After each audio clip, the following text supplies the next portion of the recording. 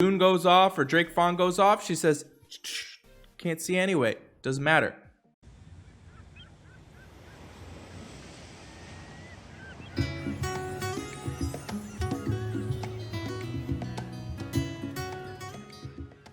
Hey, thanks so much for checking out the channel. If you're curious about any other hero in Empires and Puzzles, you can view my website at anchorgame.com. There you will find I've graded every single hero with a calibrated team of graders. This resource will always be free. Thinking about supporting the hero grades and the breakdown videos? You're welcome to donate. Otherwise, feel free to share this resource with a friend. I have my exclusive line group called Anchor Cove, where you gain access to myself and tons of other experienced players with on-demand information and resources. If that piques your interest, all that information is on the opening page of my website with a short video. Let me dive into today's hero breakdown. Hey, thanks so much for checking out the channel. Today we're going to be doing a brand new hero breakdown on Onatel. I imagine this background is what she sees all the time. Just a whole bunch of golden light. She deals 618 on her attack, another 815 on her defense, and 1437 on her health. Statistically, I don't really like her attack power, but she has a lot of defense and health. Definitely keeps her alive.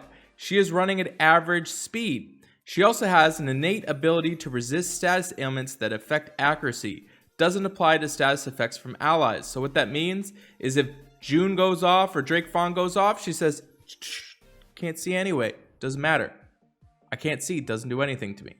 This video is sponsored by Raid Shadow Legends. It is a free massive turn-based dark fantasy RPG. To try this game out, all you gotta do, go to the video description, click on the special links. You'll receive 100,000 silver, 50 gems, 10 mystery shards, and 1 free champion, Hexweaver. All your treasure, it's waiting for you right over here.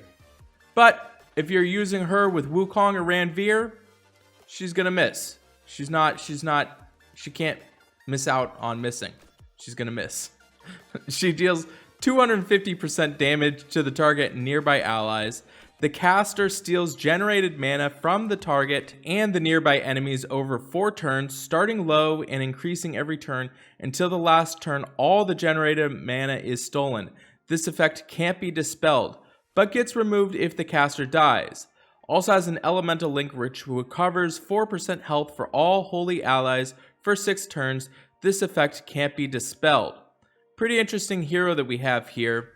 She's dealing a decent amount of damage. 250% damage is pretty decent. But I do like that she does steal the mana, which is pretty cool. And I've seen this hero. I did sideline her quite a bit, but I started using her a lot more frequently because she just gains so much mana now, especially with heroes that are running at very fast speed. And fast speed, they're designed and set up to gain a whole bunch of mana.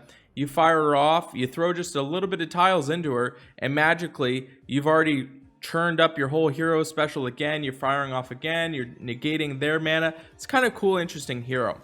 She is a wizard class hero, which I remember when she came out, I was like, oh, this could be the new Guinevere. Unfortunately not. She is a wizard, so she might have some emblems available to you. There's like Hell that has them. Guinevere, I know, getting sidelined now. You might have some emblems running around for her. When we look at her Titan grade, she is going to get a B grade on Titans. She has only 618 on her attack, which definitely affects things quite a bit. Not a good situation there. The mana stolen is going to be a little bit of a factor, but not too much. I don't really like this hero against Titans. Not a good idea. We look at her offensive grade. She is going to get an A grade there. This was a debate in my head because she is such an awesome hero at average speed. You don't really think that it is that much, but over 4 turns, being able to steal mana, she fires off her hero special very quickly, especially if you're throwing a whole bunch of dead tiles into the enemy. It's really, really good. So she can increase her hero special. She goes off. She's making it so that they can't do their hero special.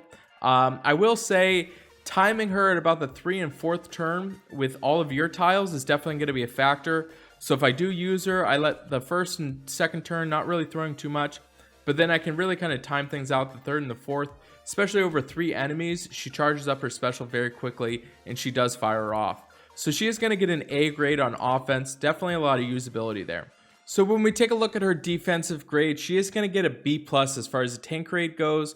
Reason being is now she's running at average speed. She's hitting 3 enemies, 250% damage. It isn't a ton of damage. Where she makes up the most and everything is being able to regenerate her mana very quickly. That does be a factor of things, and also stealing mana. I will say though that you can kind of time this a little bit to where you're not throwing a whole bunch of on-color tiles into her at the stages of when she's gaining the most amount of mana.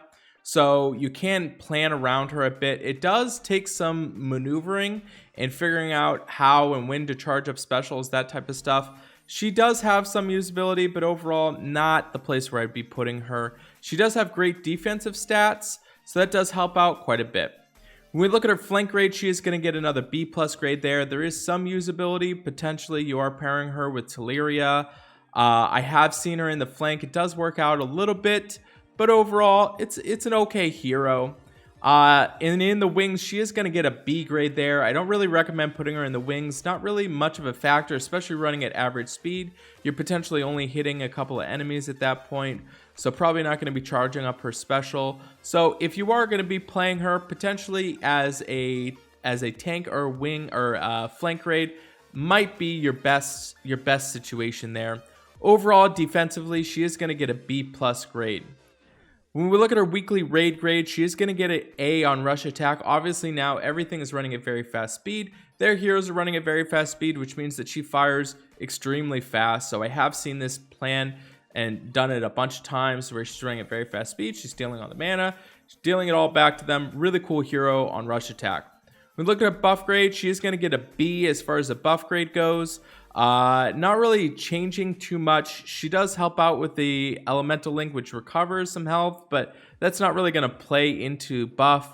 She's just mostly just dealing damage. Look at her bloody battle grade. She's going to get a B plus grade. There is some usability there for sure, to where they can't heal. You're dealing damage, you're stealing the mana. Definitely a factor. She does get an overall grade of a B plus. There is definitely some usability with her. I would say mostly on offense. You're pairing it really well to where you're taking their mana, you're plotting out your board. It definitely requires some knowledge and information going in and learning how to use her properly, but I have seen that she can be used quite well. Really cool hero. So she is going to get a B plus grade. This might have flexed into an A minus, but I think that that's right where she should be at. So thanks so much for checking out this channel. Please make sure you turn notifications on, subscribe, like the video, and I'll see you on the next one.